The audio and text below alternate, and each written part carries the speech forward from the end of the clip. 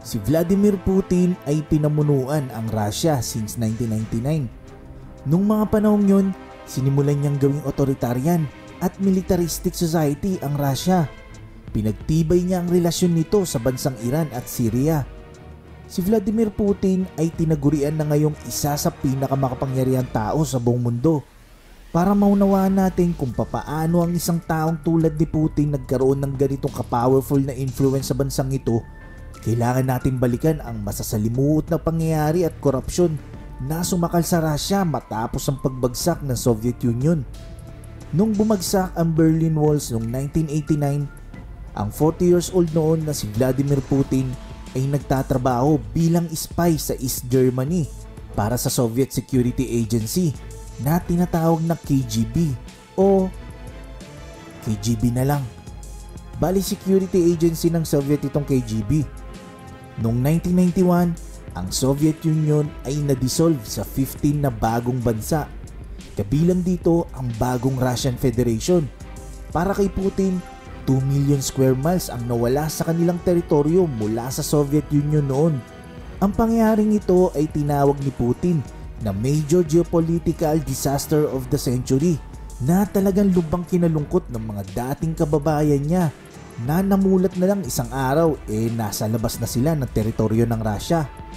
Ang bagong gobyerno ay kinailangang ibenta ang nasa 45,000 na negosyo nito tulad ng energy, mining at communication companies na pinapatakbo noon ng communist regime na Soviet Union. Kaya talagang masalimuot ang pangyayaring ito sa Russia. Ang ekonomiya ng Russia ay bumagsak. Ang mga kumpanyang ito ay naibenta sa mga mayayamang tao ng bansa na tinatawag sa panahon ngayon na Russian oligarch. At the same time, ang Russian state ay talagang hirap makausad. Ang unang presidente noon ng Russia na si Boris Yeltsin ay nakikipag-cooperate noon sa West. Malakas uminom ng alak, kaya tingin ng mga Russian dito talagang kaya itong presidente nila. Siyempre itong presidente na to, para mapanatili ang kanyang kapangyarihan, kailangan nitong sumandal sa mga oligarchs ng bansa para sa suporta. Kapalit nito ay political power. Noong 1991, dito nag-umpisang pumasok sa politika si Putin. Umalis siya sa KGB at naging deputy mayor ng St. Petersburg. Ginamit ni Putin ang kanyang posisyon para bigyan ng special treatment ang kanyang mga kaibigan at alyansa sa mga pribadong sektor. Tinulungan niyang mga ito na bumuo ng monopolies para ma-regulate ang mga competitor nito. Sa madaling salita, naging paborito itong si Putin ng mga oligarchs. Dito, nakabuo siya ng suporta sa network ng mga oligarchs, mga korap na opisyal, mga leader ng iba't ibang malalaking crime group at security officials. Sa tulong ng mga ito, mabilis narating ni Putin ang mataas na posisyon sa bagong Russian state. Noong 1999, inappoint ni President Boris Yeltsin si Vladimir Putin bilang Prime Minister na nooy hindi pa kilala sa national politics. Dahil sa sobrang close ni President Boris Yeltsin sa US, nangangamba noon si Putin na baka hayaan ni President Boris Yeltsin ang US na madominate ang Russia. Dito, nabuo ang dakilang layunin ni Putin na pagtibayin at palakasin ang estado ng Russia. Dumating ang panahon na nabalutan ng kaguluhan sa Chechnya dahil sa pag-atake ng mga terorista sa border nito.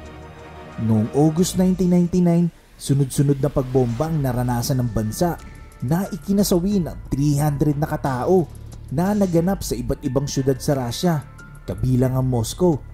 Si Putin na Prime Minister noon ay isinisisi sa mga terorista ng Chechnya ang naganap na pag-atake. Ayon kay Putin, those who have done this don't deserve to be called animals. They are mad dogs. They should be treated as such.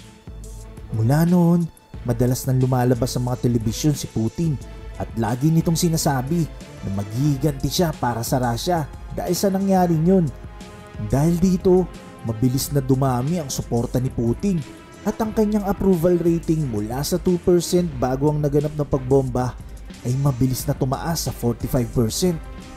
May mga naglabas ng pahayag na ang naganap daw na pagbomba ay gawa-gawa lang raw at hindi ang terorista sa Chechnya ang may gawa. kundi ang Federal Security Service lang ng bansa.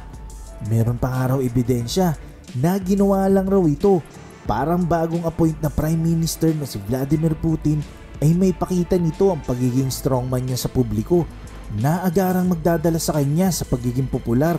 Pero binaliwala lang ang payag na ito sa state investigation. Dito, nagsimulang magdeklara ng giyera ang Russia laban sa Chechnya at tinawag itong Chechen War noong 1999. Pinaulanan ng missile at bomba ang lugar ng Chechnya na ikinasawi ng halos 80,000 na katao. Wala pang isang taon na ibalik muli ng Russia ang kontrol sa bagong Chechnya. Noong December 1999, si Boris Yeltsin ay nag-resign sa pagkapresidente at pinalitan itong pansamantala sa pwesto ni Vladimir Putin. Dahil sa madugong kampanya ni Putin laban sa Chechnya, taong 2000 nanalo sa eleksyon si Vladimir Putin sa pagkapangulo ng bansang Russia. Dito niya inumpisang hulmahin ang Russia mula sa kanyang vision. Ang kanyang mga kaalyado at korupsyon ay nananatili pa rin, pero nilagay na niya ito sa ilalim ng kanyang kapangyarihan. Lahat ng sumusuporta sa kanya ay syempre nagbebenepisyo, pero kung isa ka sa oposisyon, matutulad ka kay Mikhail Khodorkovsky. Dahil presidente na si Putin, malaya na siyang maisagawa ang kanyang vision sa labas ng bansa. Noong una, ang relasyon nito sa US maayos. Minsan pa nga nagbakasyon si Putin sa summer home ni George W. Bush. Pero ang lahat ng ito ay nagbago noong August 2008 nang sakupin ng Russia ang Georgia na dati ring kabilang sa teritoryo ng Soviet Union, na pinapakita nito ang pagiging aggressive at pagiging malakas nitong bansa. Ayon sa konstitusyon ng Russian Federation, ang presidente ay maaari lang maupo sa dalawang magkasunod na term, pero walang limit sa total ng term. Ginawa ni Putin, kinuha niyang muli ang posisyon sa pagka-prime minister at kumuha siya ng kapalit niya sa pagka-presidente, at ito ay si Dmitry Medvedev. Noong taong 2008, na-elect si Barack Obama bilang bagong presidente ng bansang US. Sinubukan ni Obama na ibalik ang relasyon nito sa Russia, pero si Putin ay nananatili pa rin paranoid sa intensyon ng US sa kanila at tutol siya sa bagong relasyon na ito. Ito ay dahil lubang nababahala itong si Putin sa pangingialam ng US sa Middle East, especially sa pangingialam nito sa Libya noong 2011. Si Putin ay muling nanalo sa eleksyon sa pagkapresidente noong taong 2012 na nakatanggap ng napakataas na boto, at dito nagsimula ang pangatlong termino ni Putin. Dito, mas tumindi ang pagiging authoritarian governance style niya sa kanyang nasakupan at militaristic strategy abroad. Sa kabila nito, pinakita rin ni Putin ang kanyang mastery pagdating sa pagkakalat ng impormasyon. Papaano? Mula nung naupo siya noong taong 2000, lagi na siyang laman ng Russian television. Sa madaling salita, lahat ng mga news outlet dito ay pinapatakbo ng gobyerno ng Russia bilang propaganda machine. Ang gobyerno ang nagde-decide kung ano ang kwentong ilalabas sa media. Dapat palagi mapalabas nito sa media ang pagiging strong leader niya sa bansa. Pinapalakas talaga ni Putin ang kanyang aggressive foreign strategy. Gumagamit siya ng traditional military methods. Halimbawa na lang nung nagpadala siya ng armas at fighter plane sa Syria para tulungan ang diktador na presidente ng Syria na si Bashar al-Assad para labanan ang madugong civil war sa kanyang bansa. Bukod doon, pinalakas din ni Putin ang pagdevelop ng cyber army. Ito ay grupo ng mga hacker. Ang grupo ng mga hacker ng Russia ang nasa likod ng pangahak sa computer network ng Pentagon. Ninakaw ng mga hackers ang mga classified information na nandito at hinak ang mga email accounts ng mga politiko. At ang grupo rin ito ang nag-shutdown ng internet sa Georgia habang sinasakop ito ng bansang Russia. Of course, ito rin ang grupo na sumabutae sa kampanya ni Hillary Clinton noong 2016 election kung nabalitaan nyo yun. Ang Russian hackers ay nag-launch din ng propaganda campaign bilang suporta sa mga kandidato sa Europe. Ito ay para magkaroon ng division ang Europe mula sa democracy. Noong taong 2014, naging target sa sakupin ni Putin ang Ukraine, isang bahaging teritoryo rin noon ng Soviet Union.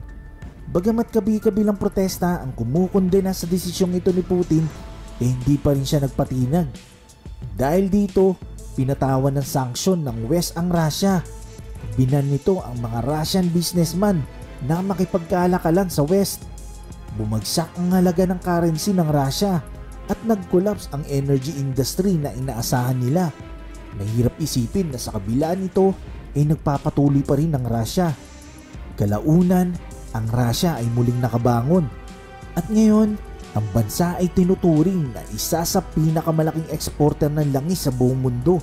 Hindi lang yun, pagdating sa militar, sila ang may mas advanced na military aircraft, powerful weapons, missiles at iba pang malalakas na sasakyang pandigma.